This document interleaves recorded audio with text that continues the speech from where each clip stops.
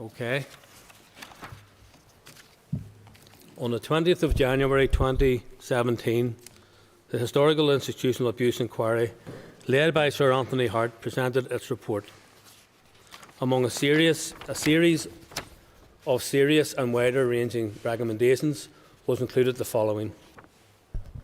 We recommended the Northern Ireland Executive and those who were responsible for each of the institutions investigated by the inquiry where we found systemic failings should make a public apology. The apology should be a wholehearted and unconditional recognition that they failed to protect children from abuse that could and should have been prevented or detected. We also recommended this should be done on a single occasion and at a suitable venue. We gather here today for victims and survivors to hear that apology. I want to recognise all of those victims and survivors who have waited and campaigned for this day for so long. Some of you are with us in the chamber and the gallery today, and others are watching these proceedings from other places. You are the focus of today's event. I am also very mindful today of those who are no longer with us to hear the apology, and in a short time we will formally remember them all. Now, I want to acknowledge those guests who have joined us today with the Agreement of Victims and Survivors, including representatives of the British and Irish governments. The views of victims and survivors were sought on an appropriate venue for the apology to take place. I am honoured to have been able to respond to the views of victims and survivors to ensure that this Assembly chamber here in Parliament buildings could be made available on this significant occasion. And I hope that it allows today's apology to be given in a location which provides for the rightful dignity and respect to which all victims and survivors are entitled. I am now going to begin the formal afternoon's programme. I would now like to invite the Commissioner for Survivors of Institutional Childhood Abuse, Fiona Ryan, to make some initial remarks. Fiona Ryan. At the conclusion of her remarks, the Commissioner will ask all of us to stand for a minute's silence.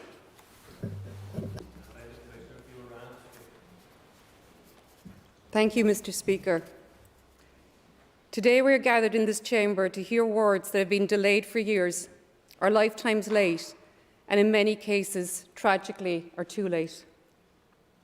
We are here today to hear the words of a public apology offered to victims and survivors of historical institutional childhood abuse. This promised apology is a recommendation of the inquiry into historical institutional childhood abuse, chaired by the late Sir Anthony Hart, which delivered its findings and recommendations 5 years ago on the 20th of January 2017. The fact that the inquiry happened is due to the victims and survivors themselves, who fought to be seen and heard by an officialdom that was largely blind and deaf to the abuse they had suffered, to their anger and to their ongoing pain. Made to feel ashamed as children, shunned as adults, silence was expected. Survivors, however, were not silent. Instead, they began speaking out, telling the truth of what had happened to them in these institutions, of what it was like to be reared in bleak lovelessness, as one Ministry of Home Affairs inspector said in 1953 of the homes she had visited. The survivors campaigned.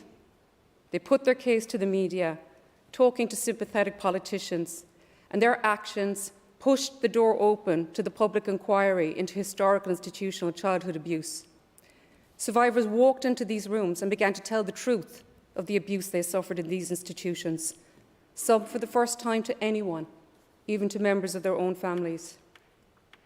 Sir Anthony thanked victims and survivors at the end of the inquiry for their courage and determination while acknowledging their distress and pain in describing their experiences.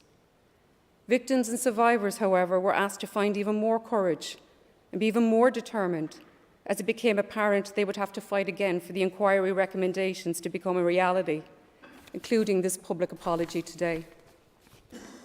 Tortuous is the word that has been used to me by a survivor.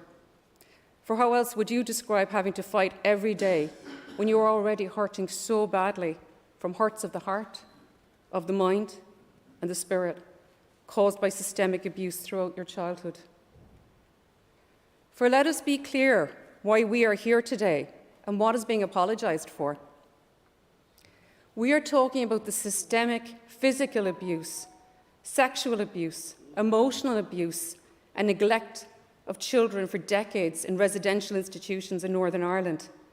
This was the finding of the inquiry, which examined a 73-year period from 1922 to 1995.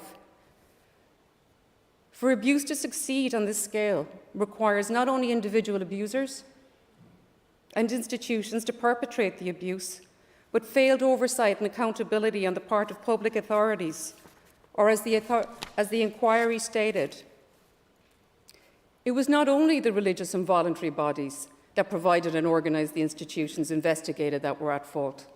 The inquiry found systemic failings on the part of the public authorities in the form of county welfare authorities, health and social services boards, the Ministry of Home Affairs, the Department of Health and Social Services, and the Northern Ireland Office, when it was responsible for criminal justice institutions, and the RUC.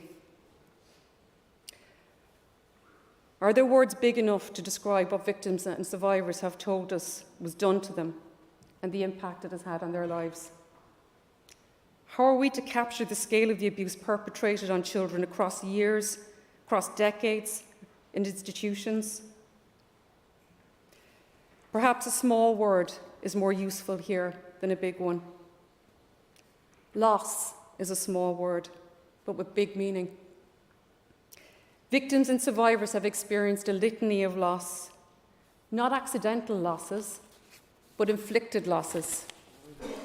Loss of childhood, loss of family, loss of what might have been, of who they might have been, loss of peace. For the survivors sent to Australia, the majority under the age of 10, and some not much older than toddlers as young as 4, all of these losses were compounded by being ripped away from community and country and sent to the other side of the world. How do we do justice then to the journey victims and survivors have undertaken, carrying themselves and at times other survivors along the way with dignity and strength? We need to acknowledge and recognise the journey of the survivors here today, the survivors here in communities and abroad, the survivors who journey alone, never telling anyone of their experiences. To you, I would say the choice is always yours, but if you do choose to talk, there are people who will listen. We need to acknowledge today as well the survivors for whom there is little value in a public apology.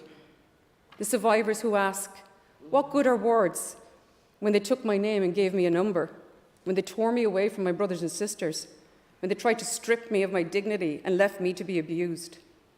These feelings are real and are also shared in many instances by the survivors who want the apology.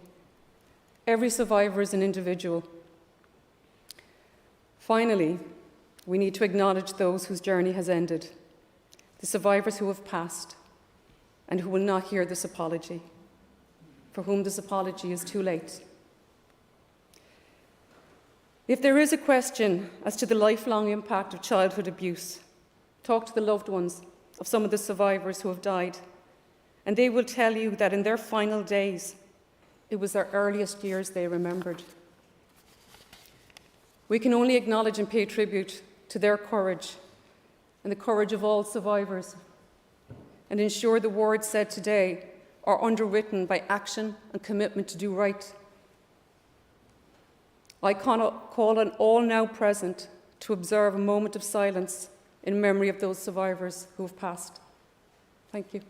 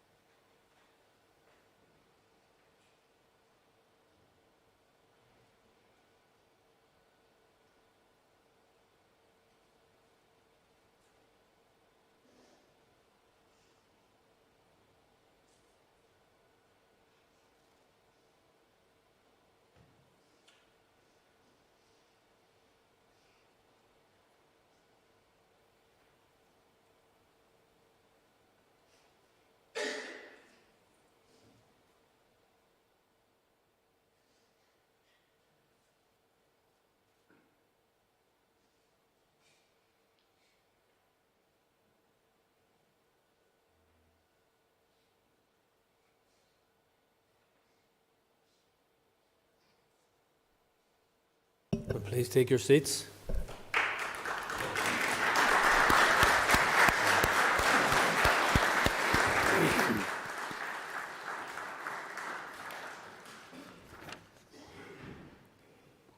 And for the remainder of today's proceedings, I'm going to call a series of people to speak.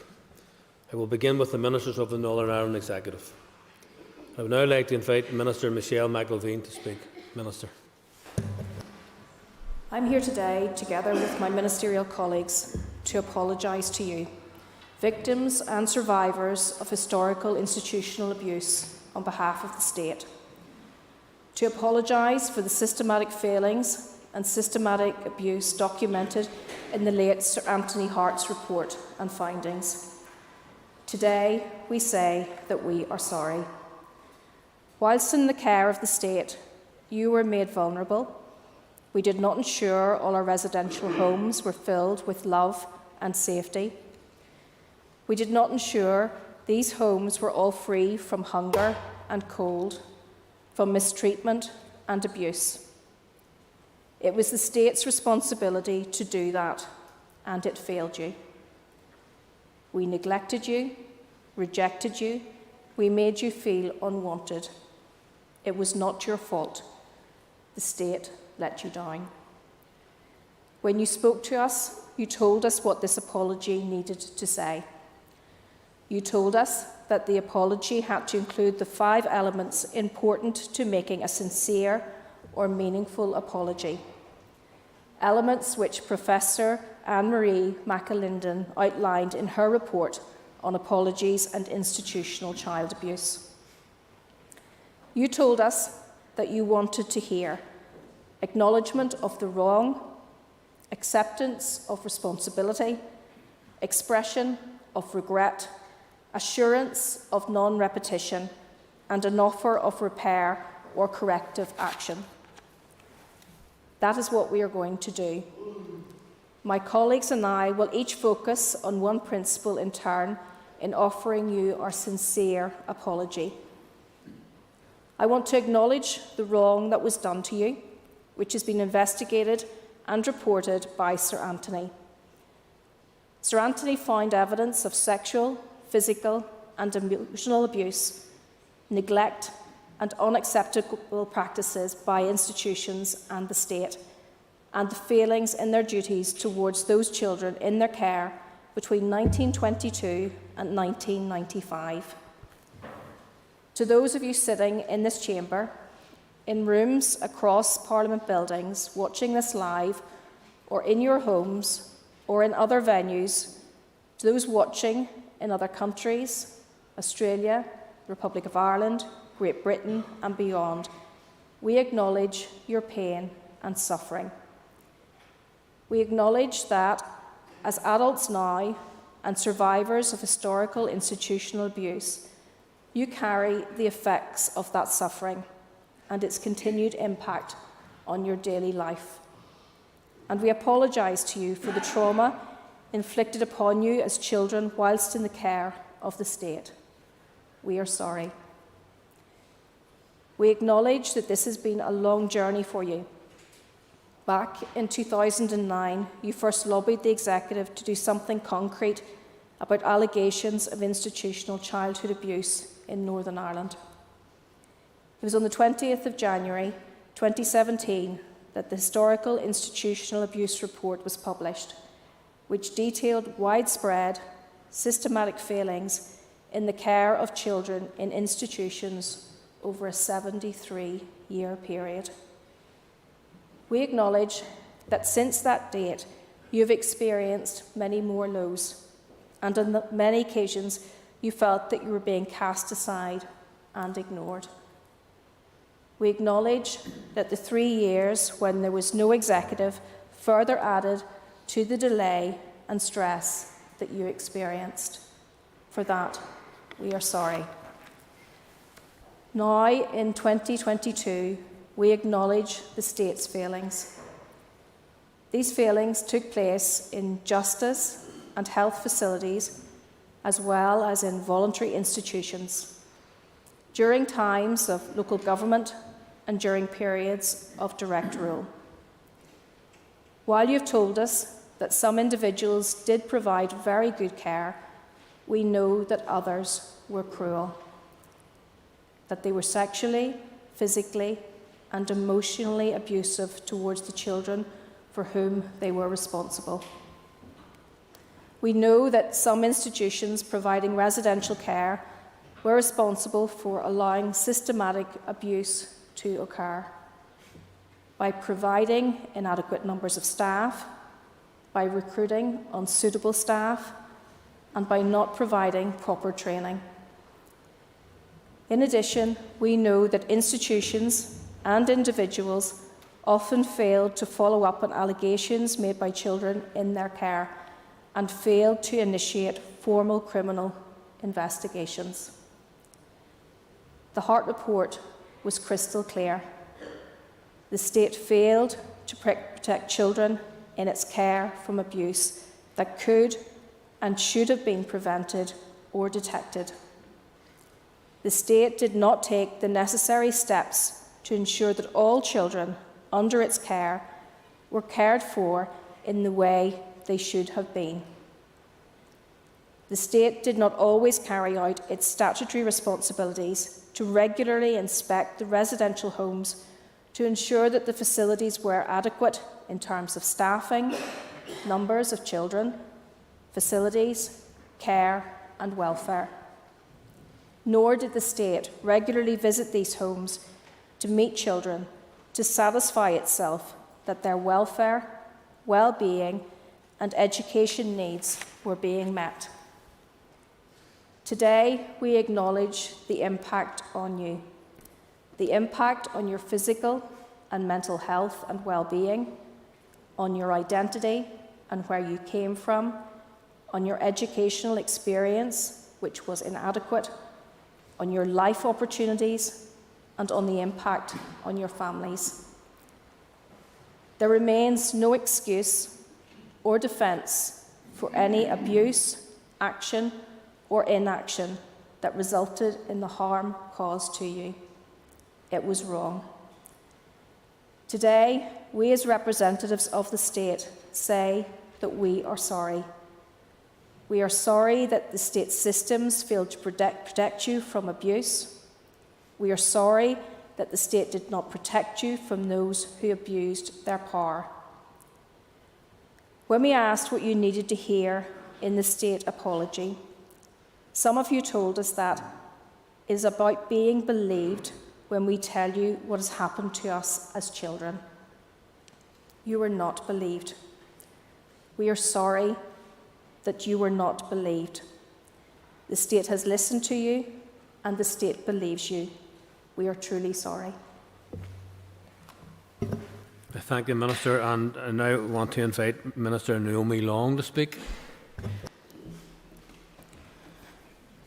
We apologise to you today in the Assembly Chamber, a fitting and a proper venue.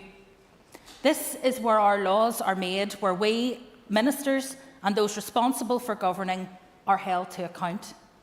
We are united in our acceptance of responsibility. No one can undo the past, nor can we undo your past.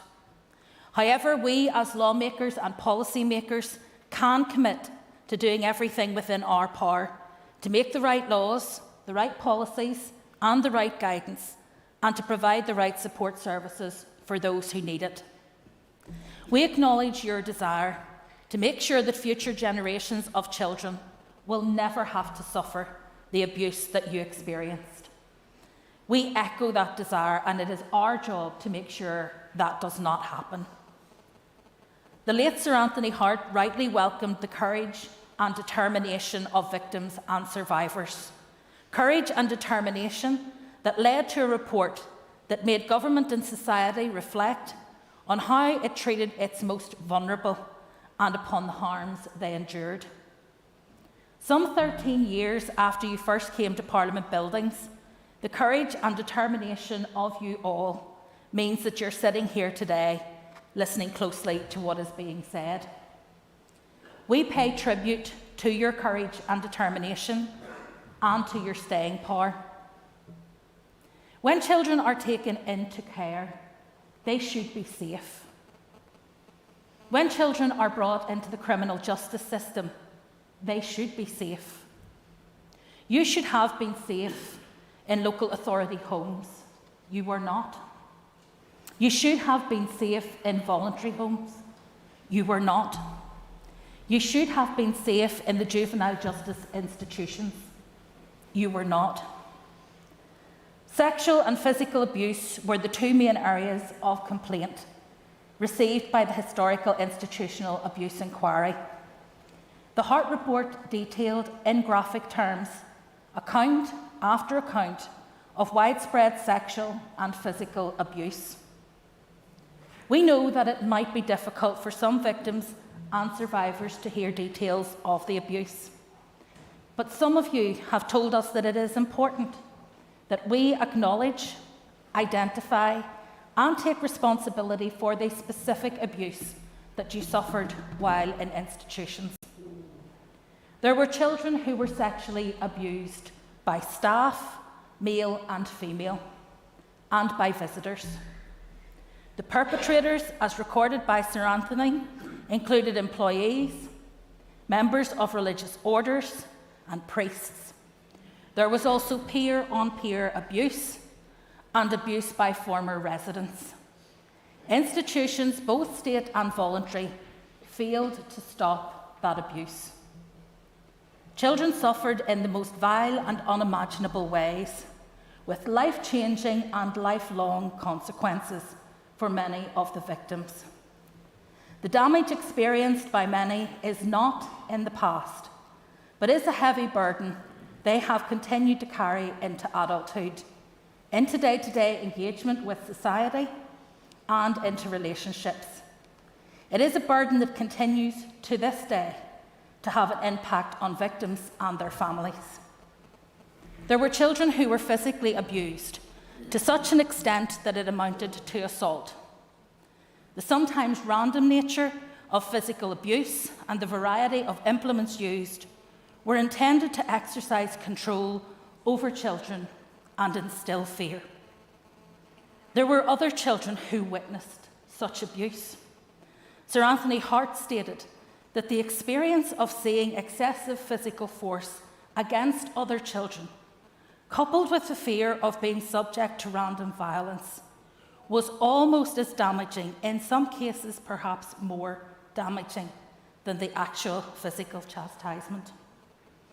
There were many other forms of abuse that were widespread and cruel, including children who were isolated, made fun of, shown up in front of others because of bedwetting.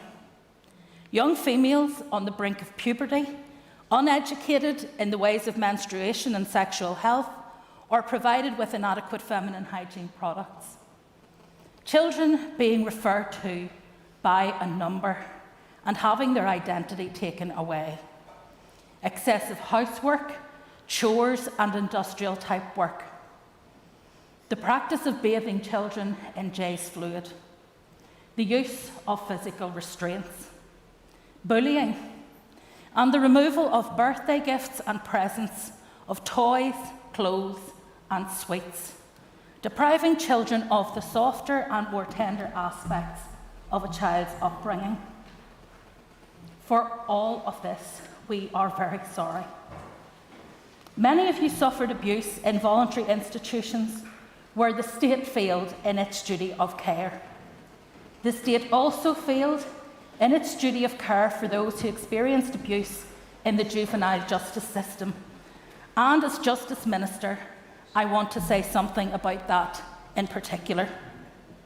In the juvenile justice system, facilities were often understaffed and staff were not properly trained. This led to children already vulnerable, absconding from care and being placed at further risk. The lack of consistent, formal inspections meant that boys and girls did not receive the care they deserved. As a government and as a community, we must all play a role in the protection of children from abuse. Today, there is a completely different approach. Your persistence and determination have shaped the changes that mean we now provide a safe environment for our children and young people. We focus on the welfare of the child, and we work to divert children from the criminal justice system at the earliest possible opportunity. Youth custody is delivered in a purpose-built centre that is designed to keep children safe and secure. Young people in the current Juvenile Justice Centre are supported to continue their statutory education. We do this to help them when they leave the centre. Staff are appropriately trained and vetted, and the design of the building and its systems ensures that contacts with children are effectively tracked and recorded. The way we do things today is designed to protect our children. We did not always do that in the past, and for that we are truly sorry. Thank you, Minister. And I am now going to invite Minister Nichola Mallon to speak. We stand here today as one, offering our deepest regrets that the state did not protect you from abuse. What happened to you as children was laid bare in the Hart Inquiry and report. The report's findings shone a light on a dark, harsh and bleak period of our past. Across those institutions where St Anthony's investigations found systemic failings and abuse. We understand that no apology can make up for our failings and the pain that you as victims and survivors have endured as a result. But we hope that our clear and outright acknowledgement will bring some relief. We know that many children suffered greatly as a result of being separated from their families. Some experienced neglect and emotional, physical, and sexual abuse at the hands of those who were supposed to care for them. We know that many of you were exposed to a harsh environment. That environment had a lasting emotional impact on those exposed to it, including a lifelong feeling of guilt. That is wrong. None of this was of your doing, and none of this was your fault. The guilt and shame of what happened is not, nor has it ever been, your burden to bear. The burden belongs only to us, those who should have protected you. We deeply regret that many of you were separated from or did not know you had brothers or sisters when you were growing up. It is hard to comprehend the impact of this separation from those you were closest to, from those who loved you. We deeply regret how this affected the rest of your life, your trust in others, and your sense of identity. We acknowledge the importance of gaining access to historical records to help find family and kin, as we know that this is a key aspect of knowing who you were, who you are now, and how you became the person you are today. We hope that those who are still searching for records may find truth and peace. We must never forget the harm caused to child migrants and the distress caused to families who were broken up by the child migration scheme. Children left our shores and were promised a better life. But for many, the optimistic future they deserved never happened. The Hart Inquiry found that the state was indifferent to the practice of the voluntary sector of sending child migrants to Australia. It failed to fully inform itself as to what was happening once it became aware that children as young as 4 were being sent abroad. It failed to make any inquiries whatsoever as to the fate of these children. It failed to make any representations to the British government about the operation of the child migrant scheme. Being torn from your family roots and transported on many occasions alone to the other side of the world is hard to imagine today. We deeply regret that this has happened to you and that you did not receive the care and attention you deserved. To all those former child migrants and their families, To those of you who are here today and those of you across the world, we say today that we are sorry. We know that no apology can repair the pain you suffered, nor can it undo the impact this has had upon you and your loved ones. But we hope that being supported to reclaim your identity, reunite with your family, and receive support and services may help you trace a path to a more peaceful life. Your lived experiences became part of the first inquiry of its kind in Northern Ireland or Great Britain. As a result, the State has learned much to help inform our policies on safeguarding of children and on keeping today's laws and guidance up to date, designed with children at the front and centre of our work. We pay tribute to your courage in making this contribution for the benefit of those who came after you. We acknowledge and regret that the interests of children were not always front and centre of our work. For that, we are truly sorry. And thank you, Minister. And I now call Minister Robin Swann to speak. Thank you, Speaker. Today, we acknowledge your courage as victims and survivors. You have taught us much in government, for we had much to learn.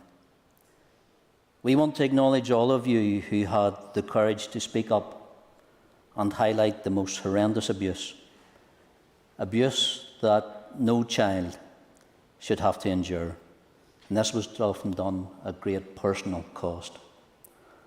What happened to each and every one of you was wrong. It should not have happened, and it is critical that every possible step is taken to ensure that nothing like this ever happens again to any other child in the care of the State. There are many, many victims and survivors who are equally courageous, but who, to this day, for their own very personal reasons, have not spoken openly about the abuse that they suffered, including to their own families.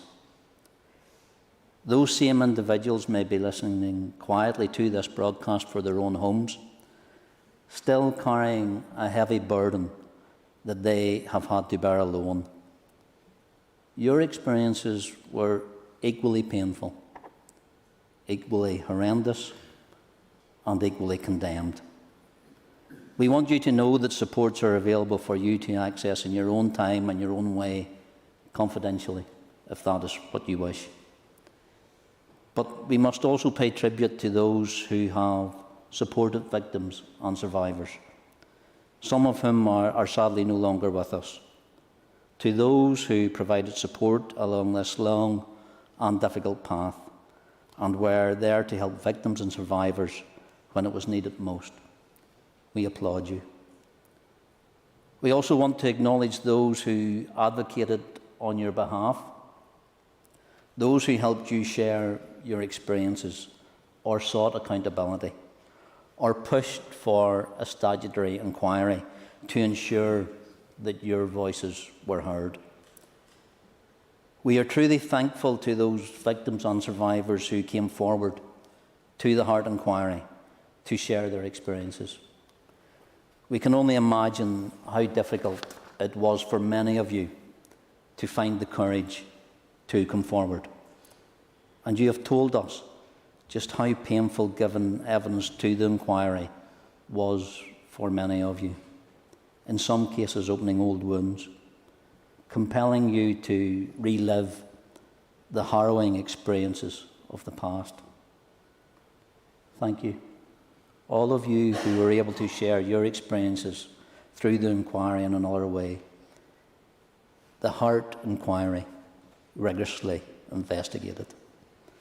The inquiry found evidence of systemic failings to a greater or lesser degree in the majority of institutions and homes that it investigated.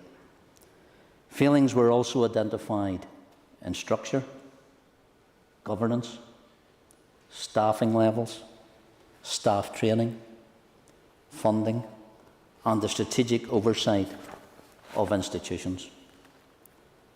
The Hart Inquiry examined in detail the legislative and governance structures within which residential institutions operated. It found that the lack of inspection amounted to a systemic failing by the Department of Health and Social Services to ensure some homes provided proper care. That failing meant government failed to ensure some homes were complying with the law that was required of them. Those that were in place for good reason, and more importantly, that children were not receiving proper care. For that, we can offer no excuse. It was wrong.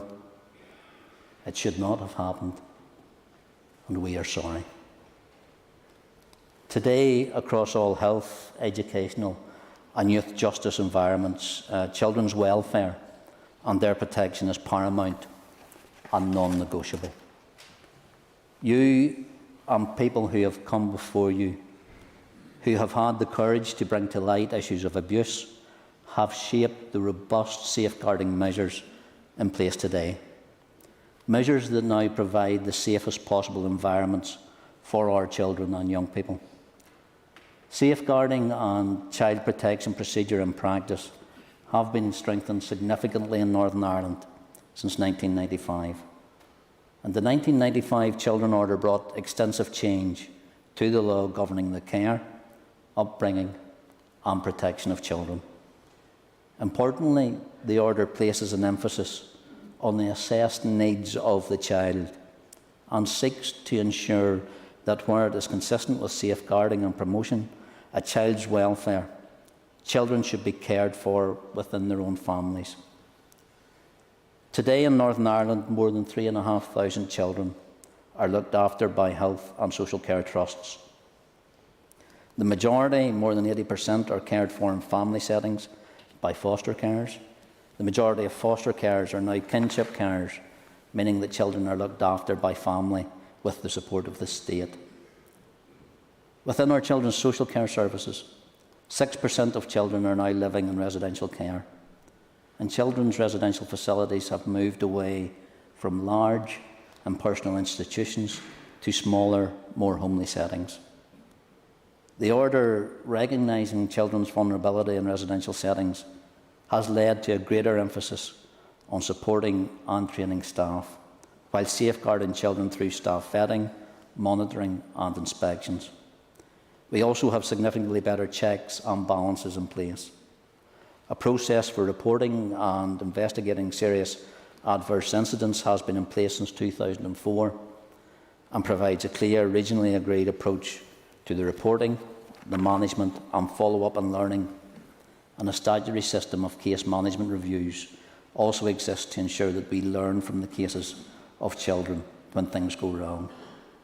That is the responsibility of the Statutory Safeguarding Partnership, the Safeguarding Board for Northern Ireland, which was established in 2011. An inspectorate which operates arm's length from the Department of Health, the RQAA, is also now in place with statutory powers to regulate our children's homes and other settings where children are cared for, and to take enforcement action where it is considered necessary to ensure the safety and well-being of children.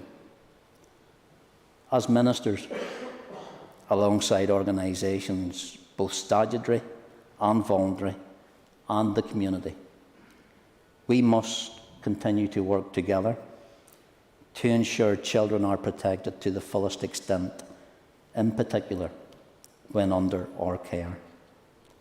Systemic abuse should never have happened. We are truly sorry that it did happen, and we commit fully to ensuring that it will never happen again.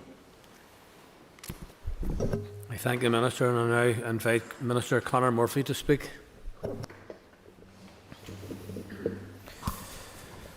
We also understand the importance of today's apology. We recognise that it has taken too long for you to hear it. We acknowledge that the delay in progressing this recommendation from the Hart report has further added to the stress that you have already experienced, and for this we are sorry. We pay tribute to the persistence of those who have campaigned for justice and those who have been dedicated to supporting victims and survivors, including all the victims and survivors representative groups, Savia, Survivors Northwest, Rosetta Trust, Survivors Together, and the Campaign for Survivors of Abuse. You and all victims deserve nothing less than full acknowledgement of the harm inflicted on you as children and the suffering you have endured throughout your lives as a result of our failures. You deserve to be supported in the right way, as recommended by Sir Anthony Hart. The appointment of a Commissioner for Survivors of Institutional Childhood Abuse and the Health and Wellbeing Support Services delivered by Victims and Survivors Service in partnership with the Way of Trauma Centre and Advice NI are all intended to make sure you are supported.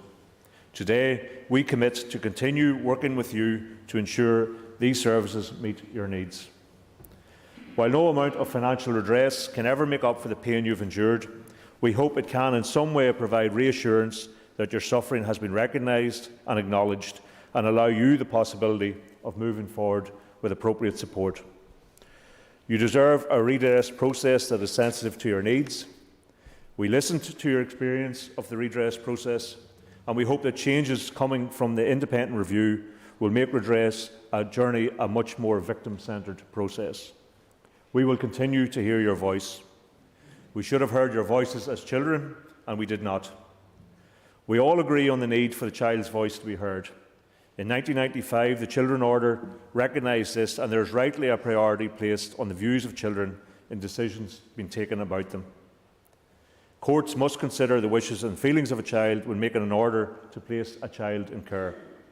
And there is a requirement for the Health and Social Care Trust to consider the child's wishes before providing accommodation.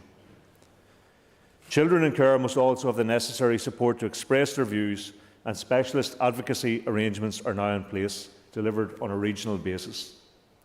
The Commissioner for Children and Young People has a role to advise Government on the policies, legislation and services it provides for children and young people, to monitor how these services are provided and to hold the Government to account where the Commissioner believes that not enough is being done. The law now demonstrates our commitment to safeguard and promote the rights and best interests of children and young people. And we will continue to do everything in our power to make sure children are protected. Whilst we are focused on supporting people now, we are very conscious of those no longer with us. Indeed, we are very mindful today of many victims and survivors of historical institutional abuse who have died. Sadly, they did not live to see the justice or have the acknowledgement that they have deserved. Today, we remember them, and we offer this apology along with our sincere sympathies to their families. We recognise that the experience of every victim and survivor is different. Many of you have told us that you were able to overcome your painful past and that you went on to have a happy life. However, we also know that countless people have lived with the pain and trauma over many years and continue to suffer. We hope that today's apology can contribute in some small way to your healing. As ministers, we offer this apology to you from our hearts, freely, openly and sincerely. We know that not every survivor wants an apology, and we respect that. No apology will change what happened to you, nor right the wrongs of the past. We are also mindful that this will be a difficult, emotional and traumatic day for many of you, and you may need to take time to reflect on what we have said today. The apology we offer you is unconditional. We should have protected you, and we did not. We are sorry. You were harmed by those who should have cared for you. We are sorry. You told the truth, and yet you were not believed, and we are sorry. We are responsible, and we are so very, very sorry. Thank you, Minister. And I'm now going to call a series of representatives to speak on behalf of their respective institutions. And I invite Brother Francis Manning to speak on behalf of the De La Salle Order. Good afternoon, everybody. We are here today to say sorry on behalf of our respective congregations, namely De La Salle Brothers, Sisters of Nazareth, Sisters of St. Louis, and Good Shepherd Sisters. We speak not only on behalf of ourselves and our congregations today, but also on behalf of those who have gone before us and who carried responsibility for running institutions from 1922 to 1995.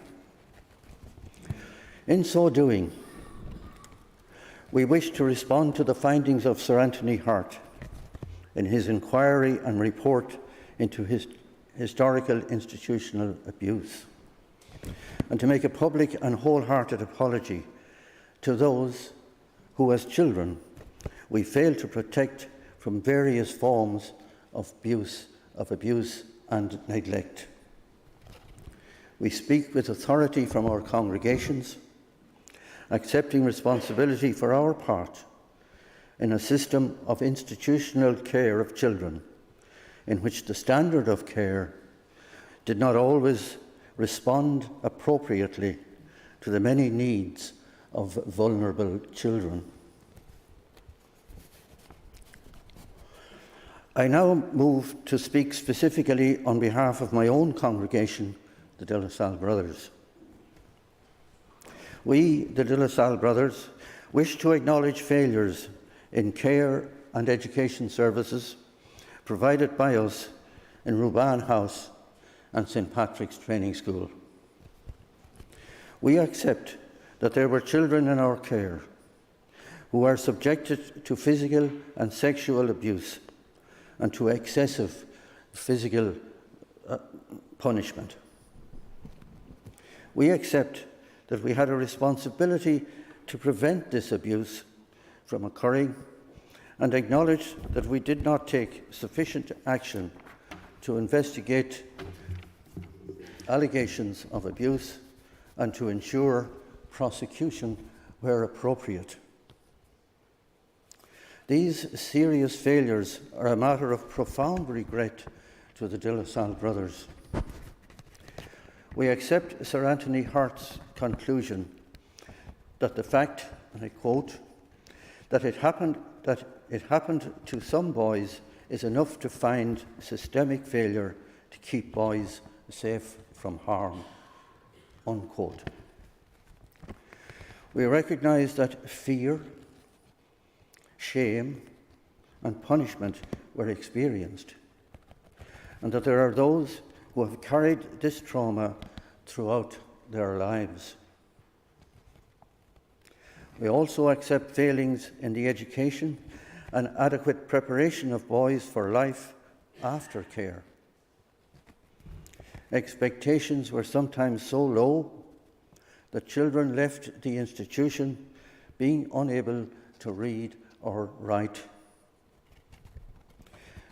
The stigma of shame, of being seen as failures, and the experience of not being valued has led to lasting damage to self-worth and to self-confidence. We recognise our part in the pain caused to you. We cannot undo it, but we wish to say we are genuinely sorry. We recognise that insufficient attention was paid to your emotional development. We recognise also that you were not adequately prepared to cope with life after care. Our failure to prepare you for adult life left many of you vulnerable to exploitation and abuse. Our failure to act as loving role models has led to many experiencing difficulties in their own family lives. Admitting that mistakes were made and that we failed you is the first stage of attempting to repair the damage done to you. In our centres today, every child, regardless of race, religious beliefs, gender, social background, academic ability, colour, ethnic background is welcomed, wanted, valued, and cherished for their own inherent goodness and beauty. Children whose lives are difficult are not seen as problem children, but as young people who challenge us to love them and care for them even more. Social and religious attitudes that stigmatise children who are in care for whatever reason have no place in our congregation today. We thank you for helping us to learn valuable lessons that will benefit the youth of the future. We recognise that our actions, and sometimes inaction, cause pain and hurt. And for our part, we wish to say, we are sorry and offer our sincere apology. Thank you, and I'm now going to invite Sister Cornelia Walsh to speak on behalf of the Sisters of Nazareth. We offer this heartfelt apology to you if you were in the care of Nazareth houses, Belfast and Derry, and for those who were sent to Australasia as young children, for those whose experiences under our care between 1922 to 1995 had a detrimental impact on you. We recognise your pain and the long-awaited journey you have travelled to reach this day. As Sisters of Nazareth, it is our desire to acknowledge and respond to the key findings of the late Sir Anthony Hart's inquiry and report. We acknowledge the findings that there was systemic physical abuse and that bullying was prevalent. We accept that there was a regime of excessive chores and that this amounted to a form of abuse. We accept that when you sought our help to prevent physical or sexual abuse, we did not believe you. We acknowledge the harshness of the strict regime and lack of empathy and understanding from the sisters and helpers for whom you expected to be loved and cherished. Sir Anthony Hart expressed this lack of loving care amounted to emotional abuse and neglect. On hearing your heartfelt message to us, we listened to your experiences and have heard your stories. There are no acceptable excuses. We are sorry. We cannot banish all the hurt that you may feel, and we know that words alone can never remove this burden. We are sorry for the heartache and sense of loss you carried in not knowing if you had brothers or sisters, and the pain of being separated from those to whom you should have been closest. You told us some family relationships had no enduring bonds. You also spoke of how you felt about the loss of identity and individuality that came with being placed in an institution. And we learn with great sadness how difficult it was for you to shake off that stigma. While many of you have been successful in life, everyone was not as fortunate. You had to overcome so much to achieve what you have. We recognize that many of you lived with a deep sense of enduring loss for the life you might otherwise have had. So following the 1969 Children's Act, we adopted a new model of person-centred care to meet the needs of children. Safeguarding policies were set in place, suitably trained and qualified staff were appointed to respond to the needs of the child. We made progress, but for many of you, this may have been too late. With this renewed public apology and your participation in the redress scheme and counselling services will assist you in the process of your healing and reconciliation. On behalf of the congregation and for all those sisters and helpers who have gone before us, we offer you our sincere, heartfelt apology.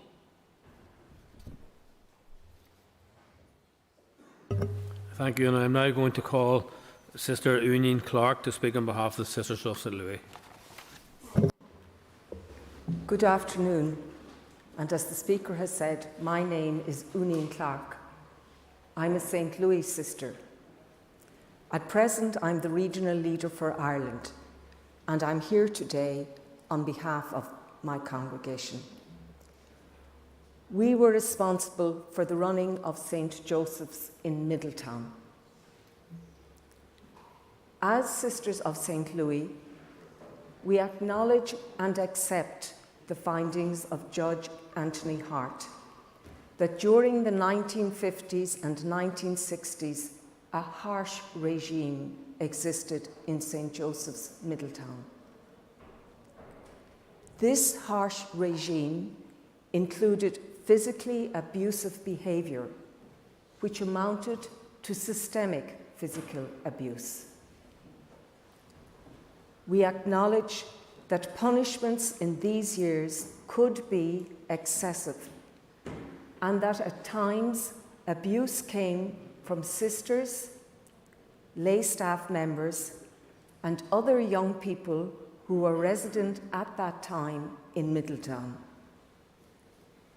We are indeed sorry for this. To those of you who suffered at any time while in St. Joseph's and are still carrying that pain, we say, we are especially sorry that when you were a child or a teenager, you did not always feel safe or believed while in St. Joseph's. Instead of meeting love and encouragement, you sometimes met the opposite: harshness and a lack of love and understanding. Any child or teenager who was ever in St. Joseph's, Middletown, was vulnerable.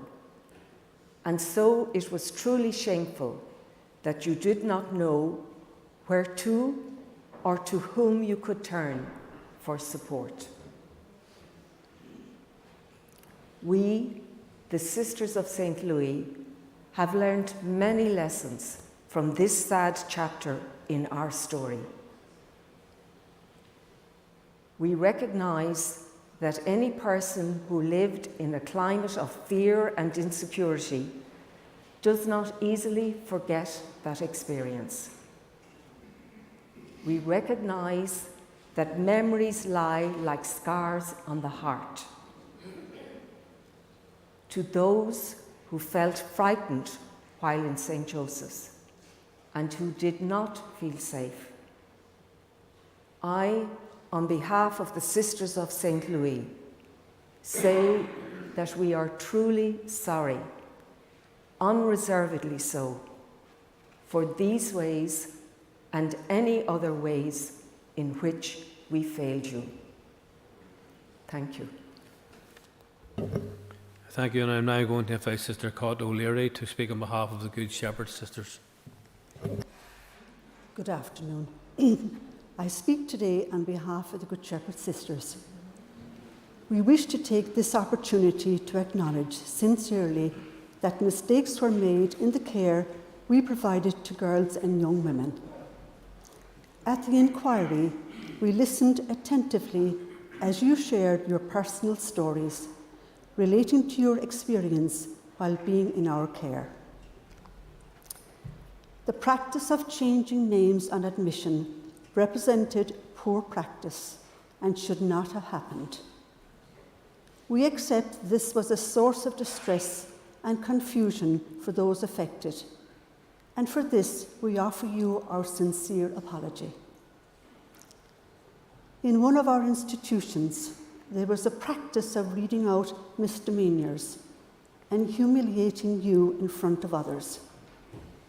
We unreservedly accept that this amounted to emotional abuse and deeply regret that you experienced this practice. For children admitted in an emergency situation, we acknowledge that you did not receive appropriate, long-term, child-centred care, and it was not acceptable that you were expected to engage in industrial work. For this practice, we are truly sorry. We accept the systemic failings identified by Sir Anthony Hart and acknowledge that the practices outlined above were wrong. We deeply regret that our care fell short of what you needed and deserved at such a critical time in your lives. We recognise that coming into care was undoubtedly a difficult experience for you, and we apologise unreservedly for the fact that we fell short in our care for you during those years. We now have replaced the systemic failings of the past by current models of best practice. While we no longer provide direct services to children in Ireland, we are fully compliant with the Safeguarding Children's Standards and Guidance Policy for the Catholic Church in Ireland 2016. Internationally, our congregation works with children and treats the safeguarding and protection of children as a priority, providing training for all our sisters and staff so that best practice in the area of childcare prevails and that the failures of the past will not be repeated. Thank you. Thank you. And I'm now going to invite Michelle Janes to speak on behalf of Bernardo's. Thank you, Mr. Speaker. As said, my name's Michelle Janes and I'm Director of Bernardo's for Northern Ireland. I'm here today representing Bernardo's and want you to know, the adults, that we have listened to you, who have shared with us the pain and hurt you suffered as a child placed in our care. At that time, Bernardo's failed to ensure that some staff and volunteers that we entrusted to care for you, our most vulnerable children, had the skills, experience and the values to ensure that you had the care you needed and that you deserved. We now know there were times when we failed to query some of the behaviours that staff displayed, and when concerns about staff behaviour were reported by you or identified by other members of staff, we did not use the systems and processes we had in place robustly enough to ensure your voice was heard and appropriate action taken to address your concerns. We should have ensured that those responsible were removed from their roles immediately. Our failure to do so meant that these people were free to continue working with vulnerable children, and for this we are truly sorry. We acknowledge that the organisational failures at that time led to the abuse you experienced as a child living with us and created a climate of fear and insecurity when you should have felt nurtured and safe. We had the privilege to meet with some of you and hear your experiences as children and the impact that has had directly on your lives. I know every individual experience will be different and very personal. I reflected on the fear that was described to me, the fear that came from a look, a word, a noise, an action from those who were supposed to protect you. You were clearly let down when you were the most vulnerable. We listened when you told us that as well as the absence of family, love, and a sense of belonging that many take for granted, what happened to you has led to ongoing struggles as you grew up and in some cases had a family of your own. You told us it has affected your ability to trust others and form relationships of your own, relationships with partners, with family, with your children, relationships with employers, and sometimes with figures of authority. You told us it affected your feelings of self-worth and your ability to avail of opportunities. For this, we are truly sorry. While it's not in our gift to go back and change things for you, we've learned from our failings. We've used what you've told us to continue improving how we engage and train staff and how we monitor and evaluate the work that we undertake to ensure that the support of our children, our young people and our families is based on their needs, promotes their well-being and helps them to aspire to reach their potential. Today we do have residential care as an option for some children. Our homes are small and our staff are qualified to work with children. They are all subject to robust recruitment processes, reference checking and extensive vetting prior to having any contact with our children. Our staff receive a comprehensive induction, support, supervision and continuous personal development throughout their employment with us. We have a child-centred and age-appropriate complaint system in all of our services to ensure that the children in our care can safely raise issues and that these are properly recorded from their viewpoint and that appropriate action is taken. As well as having their own statutory social worker, our children have an identified key worker and participate in regular children's meetings so we can hear from them how they want things to be better. Our children also receive support from VOIPEC, an independent organisation that represents the voice of young people in care. The children in our care are also active members of the wider community. They attend school locally and they take part in extracurricular activities that are specific to their own areas of interest. I want to end by thanking all of you who came forward to share your experiences about your time with Bernardo's and allowing us to learn from you to improve the lives of the children and the families that we support now. And once again, we apologise for letting you down when you needed us most. Thank you very much for listening. Thank you. And I'm now going to invite the Reverend Mark Jones to speak on behalf of the Irish Church Missions. Thank you, Mr. Speaker. I'm here today as a trustee of Irish Church Missions, a Church of Ireland mission agency whose Northern Committee ran Manor House Home in Lisbon from 1929 until its closure in 1984. The Hart Report revealed a number of failings regarding the management of Manor House Home, including negligence in protecting the children in our care from sexual abuse and systemic failures in the care of vulnerable children entrusted to us. We profoundly apologise for our failure of the Manor House Home Management Committee and staff to detect and prevent the sexual abuse of children in our care in the 1960s and 70s. These were crimes that could have been detected and should have been prevented. And we recognise that such violations robbed you of your childhood and that you continue to live with the consequences to this day.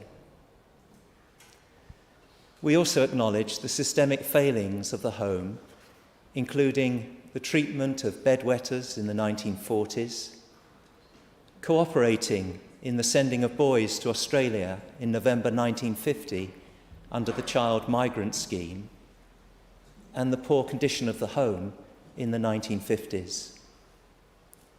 We recognise the profound and ongoing impact such abuse and neglect has had on victims' lives, and we are deeply sorry that this happened while you were under our care. We recognise your courage in coming forward. Our trustees management and staff failed you while you were entrusted to our care. As members of the current Board of Trustees of Irish Church Missions, we offer this unreserved apology to those who suffered emotional, physical or sexual abuse while resident in Manor House Home. Thank you. And thank you. And ladies and gentlemen, that is the last of our speakers today. Now, I do hope the fact that we have met in this chamber today also underlines the fact that this Assembly gives the support to the apology to the victims and survivors, which has been given today by the Executive on behalf of the State. Our thoughts today are with the victims and the survivors, and it is for you to form your own view of what you have heard today. I would also hope that others watching today will reflect on our past and how our society looks after those who need our care and support both now and in the future. I want to thank everyone for joining us here today, wherever you are watching from, and that brings our event to a close. And that, ladies and gentlemen, is the conclusion of these proceedings. Thank you all very, very much indeed.